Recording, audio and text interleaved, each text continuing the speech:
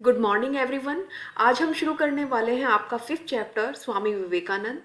स्वामी विवेकानंद एक महान संत, समाज सुधारक और आध्यात्मिक वैश्विक गुरु होने के साथ साथ एक ऐसी प्रतिभा के धनी रहे हैं जिनका व्यक्तित्व इतना अधिक प्रभावशाली रहा है कि जिससे न केवल पुरानी पीढ़ियां बल्कि वर्तमान पीढ़ी और आने वाली पीढ़ियां भी समान तौर पर बहुत अधिक प्रभावित रहेंगी। तो स्वामी विवेकानंद चैप्टर को शुरू करने से पहले मैं आपको इनकी जो है लाइफ हिस्ट्री उसके बारे में बताना चाहूँगी। तो स्वामी हिंदू सन्यासी कहा जाता है। कुछ कोटेशंस हैं जिनको आप मेंशन कर सकते हैं, जैसे कि सुभाष चंद्र बोस जो आध्यात्मिक गुरु के तौर पर जानते हैं, जो कि कहते हैं कि वो एक आध्यात्मिक गुरु तो थे ही, साथ में ही वो एक ऐसी अद्भुत व्यक्ति जिनसे कि राष्ट्रवाद के बारे में सीखा जा सकता है।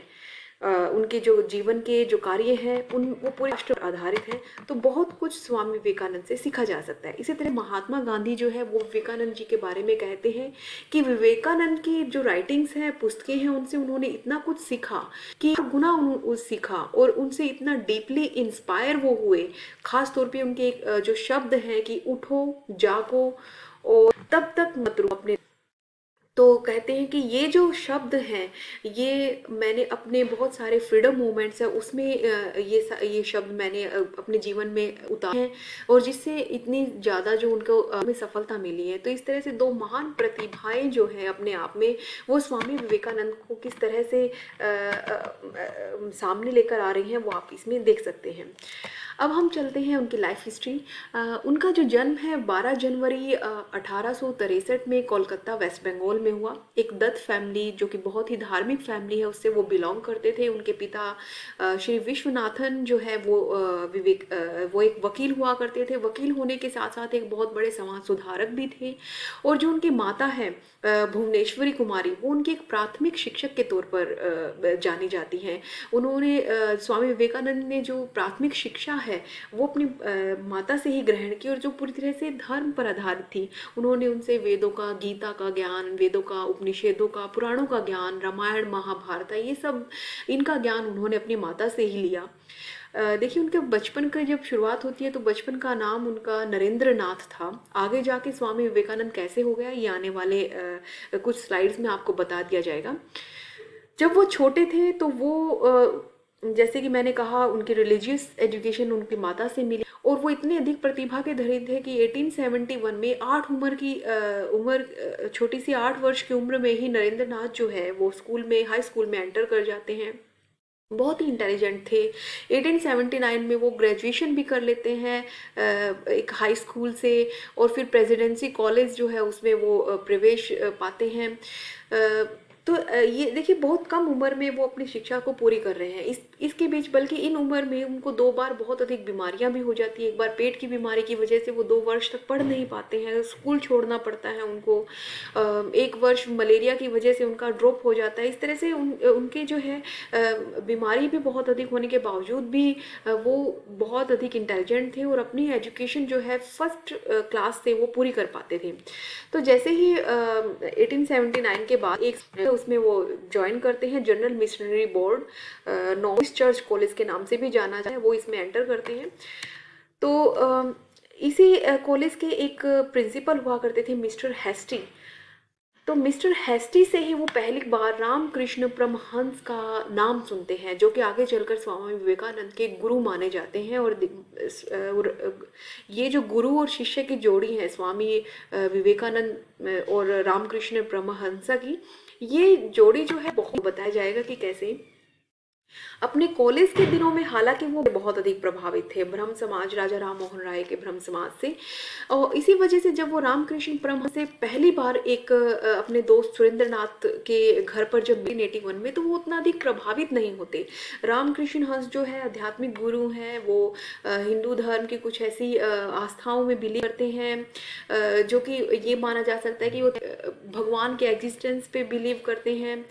जबकि ब्रह्म समाज से प्रभावित होने की वजह से वो किसी जो विवेकानंद है मूर्ति पूजा पर बिलीव नहीं कर चीजें उन्होंने ब्रह्म समाज से सीखा।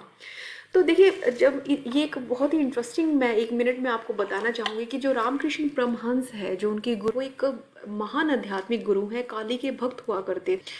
और जब ये पहली बार स्वामी विवेकानंद को देखते हैं तो इनकी आंखों में आंसू आ जाते हैं। स्टोरी हैं बाद में स्वामी विवेकानंद को रामकृष्ण कहते हैं कि जब वो छोटे हुआ करते थे तो उनको विजन्स आते थे, सपने आते थे कि एक छोटा सा बालक मेरे कान में आके कह रहा है कि तुम मुझे कब ढूंढने आओगे। तो कहते जब स्वामी विवेकानंद को पहली बार उन्होंने देखा, कहा, और देखकर उनकी आंखों में आंसू आ जाते कि अरे ये तो वही बालक है जो मेरे सपना था। इसी तरह से स्वामी विवेकानंद को भी विजन्स आते थे, बहुत सारे सपने। वो एक मॉन्क के तौर पर एक बुद्ध धर्म उन्होंने अपना लिया, तो एक बोधि सन्यासी के तौर पर खुद को देख रहे हैं। तो ऐसे में जो है रामकृष्ण परमहंस से उनका एक डिबेट होता है गॉड के एग्जिस्टेंस, भगवान के अस्तित्व को लेकर, जहाँ रामकृष्ण परमहंस से वो पूरी तरह से सहमत नहीं हो पाते। तो इस तरह से पहली मुलाकात में जो है स्वामी विवेकानंद अपने गुरु से हालांकि उन्होंने अभी तक गुरु एज ए एक्सेप्ट नहीं किया है और ना ही रामकृष्ण परमहंस ने शिष्य एज ए एक्सेप्ट किया है, लेकिन दोनों की ही मुलाकात जो है ऐसे हुई कि दोनों में डिबेट हुआ गॉड के एग्जिस्टेंस को लेकर। और ये डिबेट इतना लंबा चला कि आखिरकार विवेकानंद ने कहा कि वो आपके शिष्य बनना चाहेंगे, परमहंस चाहेंगे कि वास्तव में ये पृथ्वी, ये विश्व है क्या, किसने बनाया है, कैसे जन्म और मृत्यु कार्य करती है, कैसे होता है, कैसे डिस्ट्रक्शन होता है, यानी कि कैसे चीज़ें बनती हैं और कैसे चीज़ें एकदम से खत्म हो जाती हैं। तो इस पर परमहंस 3 वर्ष तक वाद विवाद चलता रहा। और परमहंस ने 3 साल बाद विवेकानंद को एक स्टूडेंट के तौर पर अपना लिया। देखिए, एक चीज़ और यहाँ पर देखने को मिलती है कि परमहंस और स्वामी विवेकानंद में बहुत ही गहरा लगाव था। परमहंस जो थे स्वामी विवेकानंद को अपने बच्चे की तरह मानते थे और कई बार वो स्वामी विवेकानंद को देखते ही समाधि में लीन हो जाया करते थे, रोना शुरू करते थे तो रोते ही रहते थे, इतने भावुक हो जाते थे वो विवेकानंद को देखकर। तो यहाँ हम कह सकते हैं गुरु ने अपने शिष्य को चुना, ना कि शिष्य ने गुरु को चुना। तो इस तरह से दोनों का ही जो है बहुत अच्छा तालमेल बैठता है कुछ समय के बाद, जहाँ पर विवेकानंद जो है अपने गुरु से मेडिटेशन के बारे में, योगा के बारे में, जीवन और मृत्यु के बारे में सीखते हैं। काली को एक वैश्विक वेदों का ज्ञान लेते हैं, उपनिषद का ज्ञान लेते हैं। वो परमहंस जो है 1886 में समाधि में चले जाते हैं और वो गुजर जाते हैं। इसके बाद जो पूरी तरह से जो आध्यात्मिक जीवन है वो पूरी जिम्मेदारी विवेकानंद के कंधों पर आ जाती है। देखिए, अपने गुरु की मृत्यु के बाद विवेकानंद जो है एक सन्यासी बन जाते हैं और वो एक बारानगर में आश्रम बना लेते हैं और वहाँ पर रहना शुरू कर देते हैं स्थायी तौर पर, और लोगों को प्रीच करना यानी शिक्षा देना, आध्यात्मिक शिक्षाओं को देना, भाषण देना, ये सब शुरू कर देते हैं।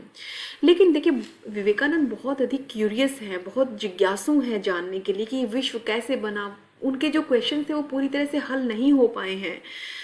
वो अपने आप को एक जगह पर रोक नहीं पाते और वो फिर वहाँ जो बारानगर का आश्रम है उससे निकल पड़ते हैं पूरे भारत में भ्रमण करने के लिए, हिंदू धर्म को फिर से पुनर्जागृत करने के लिए, भारत की जो महान संस्कृति है उसको पूरे विश्व के सामने लाने के लिए, भारत का जो कल्चर है उससे रूबरू पूरे विश्व को कराने के लिए, तो वो और वेदों का ज्ञान देने के लिए लोगों को वो पूरे भारत में भ्रमण करना शुरू कर देते हैं।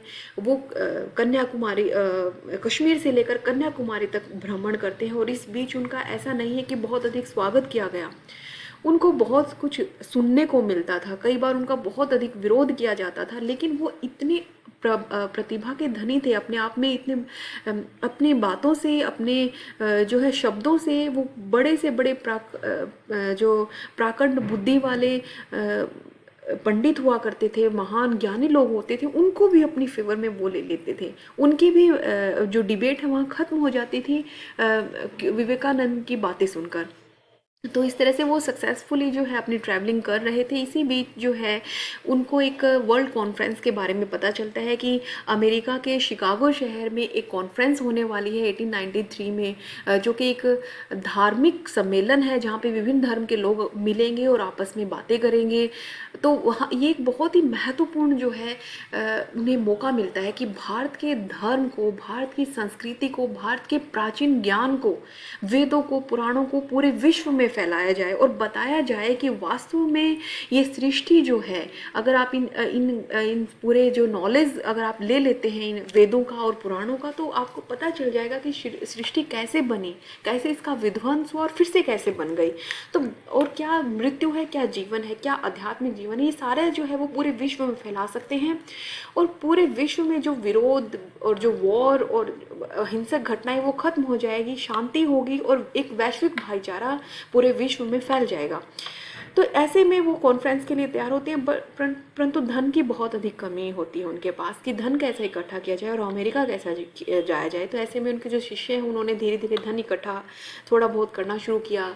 इसी बीच जो खेतड़ी के राजा हैं, राजस्थान में एक रियासत है खेतड़ी, खेतड़ी के राजा अजीत सिंह 1891 में जो है उनको बुलाते हैं अपने पास उनका सम्मान करने के लिए।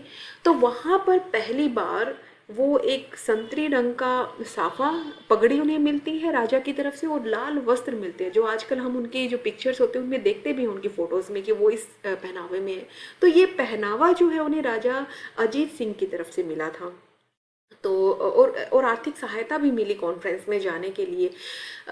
और नरेंद्र नाथ जो है, विवेकानंद, विवेकानंद नाम बहुत मोस्ट इंपॉर्टेंट एमसीक्यू कई बार पूछा जाता है। तो विवेकानंद जो नाम है राजा अजीत सिंह ने ही उनको दिया, वरना अभी तक तो वो नरेंद्र नाथ के नाम से ही जाने जा रहे थे। तो विवेकानंद नाम जो है उन्हें खेतड़ी के राजा से मिला।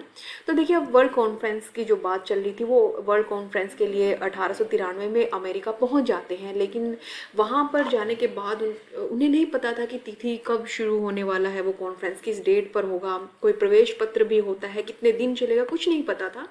वहाँ जाके पता चलता है कि वो 1 महीना पहले ही पहुँच गए हैं। वो 11 सितंबर को कॉन्फ्रेंस शुरू होने वाली थी, लेकिन वो 1 महीना पहले पहुँचे हैं। तो अमेरिका इतनी खर्चीली जगह है, तो वहाँ खर्चा कैसे चलाया जाए। तो अपने वो शिष्यों के पास टेलीग्राम लिखते हैं, उनको कहते हैं कि वो जल्द से जल्द धन भेजे ताकि रह सकें। बड़ा ही मुश्किल समय उन्होंने वहाँ पर वो बिताया। उसी दौरान उनके बोस्टन में एक धनी महिला से एक ट्रेन के दौरान मुलाकात होती है। तो वो प्रवेश के लिए जो पत्र होता है, प्रवेश पत्र, उसका वो इंतजाम करवाती है। और जैसे तैसे करके कॉन्फ्रेंस का दिन आता है और वो स्पीच देने के लिए जैसे ही हॉल में जाते हैं और अपनी स्पीच शुरू करते हैं, brothers and sisters of America, मेरे अमेरिकी भाई और बहनों, तो पूरा हॉल जो है उनका तालियों की गूंज से खड़े होकर उनका स्वागत करता है। इतने प्रभावित हो जाते हैं। फिर उनका ऐसा जीवन शुरू हो जाता है कि वो कई यात्राएं करते हैं, इंग्लैंड में जाते हैं, इंग्लैंड की यात्रा करते हैं, जर्मनी इटली भी जाते हैं। वहाँ पर वो 3 साल गुजारते हैं, यानी कि अमेरिका के लोगों को ही नहीं बल्कि वो यूरोप के लोगों को भी प्रभावित करने में सफल हो जाते हैं। अब इतना अधिक उनको फॉरनर्स इतने अधिक प्रभावित होते हैं, उनका ज्ञान वो पाना चाहते हैं। तो ऐसे में 1894 में न्यूयॉर्क के अमेरिका के न्यूयॉर्क शहर में वेदांता सोसाइटी की स्थापना कर देते हैं, जहाँ पर वो जो है विदेशी लोगों को शिक्षा देना शुरू कर देते हैं, भारतीय संस्कृति और वेदों का ज्ञान शुरू कर देते हैं और अपने शिष्य खड़े करते जाते हैं। और पूरा कार्यभार उनको सौंप कर वो भारत आने के लिए आते हैं। इसी बीच उनका इंग्लैंड जाना होता है और वहाँ मिलते हैं जो सिस्टर नवोदिता के नाम से जानती हैं, काफ़ी नाम सुना हो। वो उसको ट्रेन करते हैं सिस्टर नवोदिता को कि आगे अगर मैं नहीं रहूँगा तो मेरे है पूरा का पूरा जो भारतीय संस्कृति और अध्यात्म फैला करके जो अच्छी बातें हैं वो पूरे विश्व में फैलाने का कार्यभार आप लेंगी। तो वो एक अपने शिष्य या उत्तराधिकारी नवोदिता के रूप में तैयार कर देते हैं। तो इस तरह से वेदांता सोसाइटी की स्थापना करने के बाद 3 साल मुश्किल हो रहा था, लेकिन 3 साल में यहाँ पर ये उन्हीं का करीब हुई कि सभी लोग उनके शिष्य बनने लगे वहाँ पर विदेशों में। तो वो सोचते हैं जब विदेशों में मेरी बात इतनी सक्सेसफुल है, पूर्व से पश्चिम में इतना ज्ञान फैला सकता हूँ, भारत के लोगों को जागरूक करूँ। और वो भारत में आ जाते हैं। इसी बीच वो हिमालय में अद्वैता आश्रम के नाम से Ramakrishna mission, most important, 1897 Belur Calcutta में रामकृष्ण की जो महान विचार है उनको के लिए भारतीय संस्कृति, राष्ट्रवाद, वेदों का ज्ञान देने के लिए रामकृष्ण मिशन की स्थापना करते हैं। इसी दौरान वो एक मैगजीन भी लिखते हैं, प्रबुद्धा भारत, इम्पोर्टेंट है। तो ये जो उनके देखिए इतना कुछ वो कर जाते हैं अपने जीवन में, और एज सिर्फ होती है उनकी 39। इतनी छोटी उम्र में उन्होंने पहले ही कह दिया था कि वो 40 अपना जन्म 40वां जन्म नहीं देख पाएंगे। तो 39 की एज में ही 1902 में वो समाधि को प्राप्त हो जाते हैं, और वो इतनी कम उम्र में इतने सारे अचीवमेंट्स के साथ इस दुनिया से विदा हो जाते हैं। तो आज के लिए इतना ही। होप करती हूँ कि आप साथ के साथ प्रिपरेशन कर रहे होंगे, और अच्छे से अपनी प्रिपरेशन कीजिएगा। जल्द ही हम कॉलेज में भी मिलने वाले हैं। Thank you.